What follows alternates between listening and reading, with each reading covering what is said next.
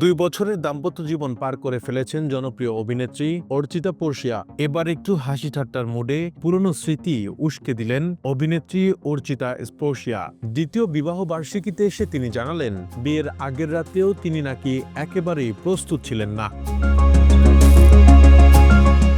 বিয়ের আগের রাতের অভিজ্ঞতার কথা জানিয়ে সম্প্রতি পোর্শিয়া বলেন, আমি খুব নার্ভাস হয়ে গিয়েছিলাম।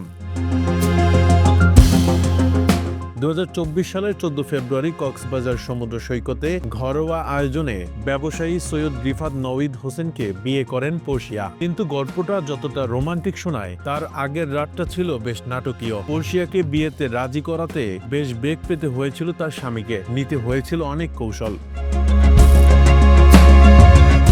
সম্প্রতি এক আড্ডায় পোর্শিয়া হেসে হেসে বলেন, আমি খুব নার্ভাস হয়ে গিয়েছিলাম, ভয় পাচ্ছিলাম ভীষণ।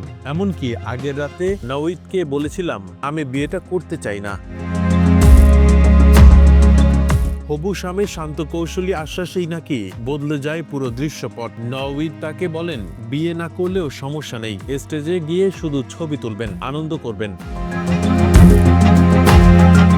পরিবারও তখন পাশে ছিল, ভয় পেয়ে গেলে কবুল না বললেও চলবে এমন সাহস দিয়েছিল আপনজনরা। সেই মানসিক সমর্থনেই শেষ পর্যন্ত বিয়ের পিঁড়িতে বসেন অভিনেত্রী। এখন অবশ্য সংসার জীবন নিয়ে বেশ সুখেই আছেন পোর্শিয়া।